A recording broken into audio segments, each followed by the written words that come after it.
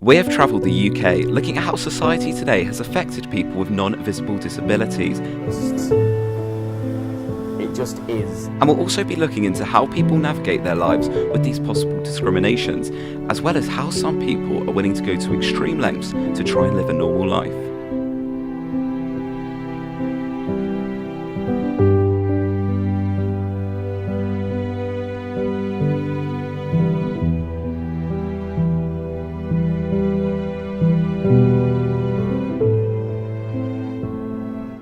With it recently being World Mental Health Day, there's still a huge stigma surrounding mental health problems in the UK. Whilst treatment and recognition of mental health disabilities has improved over the past few years, a statistic of the Mental Health Foundation states approximately 43% of adults think that they have had a diagnosable mental health condition at some point in their life, with 35% being men and 51% being women.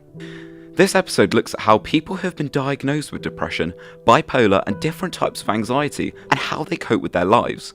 As disability becomes more visible in our lives, we ask, how are people with non-visible disabilities coping?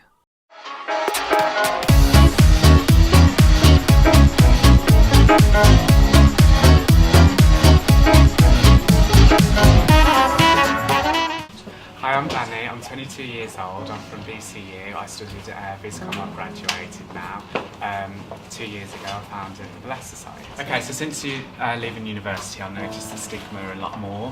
For example, when you're applying for jobs and you put on application forms, do you have a disability, do you have a mental health condition? I think particularly with bipolar, not many people know what it is, but with bipolar there's a lot of erratic behaviour that can come with it, and I think there's a lot of stigma with that erratic behaviour, and I think that puts people off sometimes.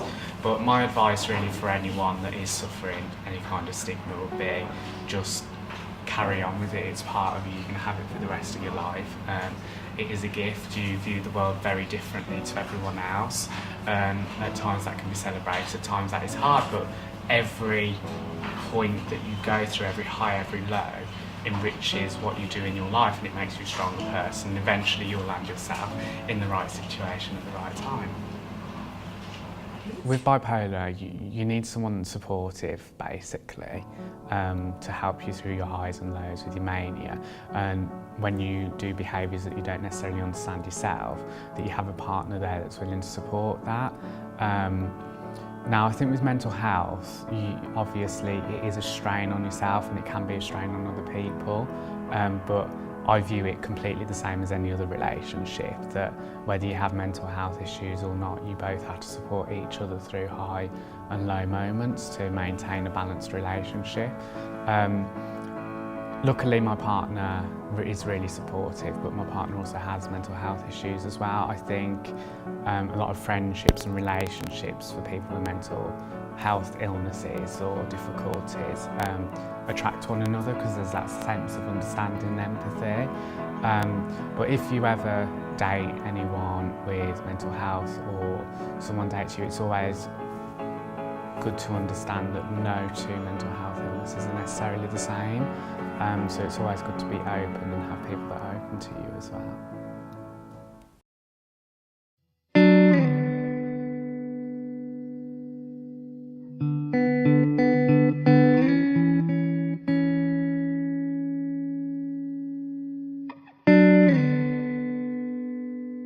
I'm Rob Crypt, I'm 28.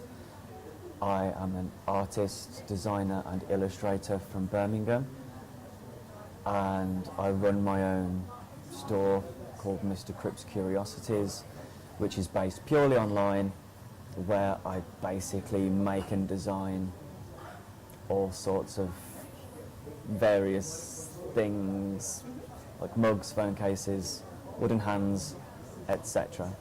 Recently I've been diagnosed with treatment-resistant depression, which it's basically a form of depression which is more intense than other forms of depression, in that the treatments in terms of medication and therapy that I've received haven't worked. So generally speaking, a lot of the symptoms are the same as standard depression, so you will have down days of not moving very much, not going very far, not getting out of bed. eating poorly, not taking care of yourself in terms of hygiene and things like that, as well as the other things such as depressive thoughts, such as suicidal thoughts, low motivation, a weaker immune system, alongside the normal things of being told, you know, there's other things like depression isn't real, that it's made up, or that it's all in your head, or that you can change your lifestyle to improve it.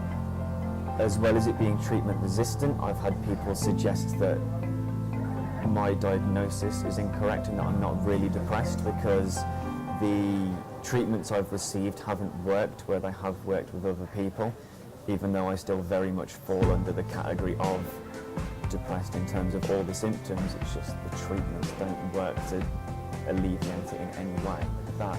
But at the same time, they're not all trained to deal with mental health conditions or particularly high risk individuals, particularly to themselves. Like, I'm no danger to anyone else, but you know, I'm considered a danger to myself quite often.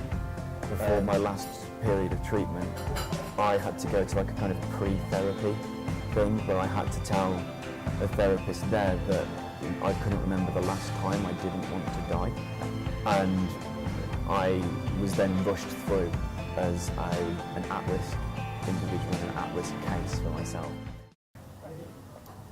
I suppose that's probably the best way of putting it.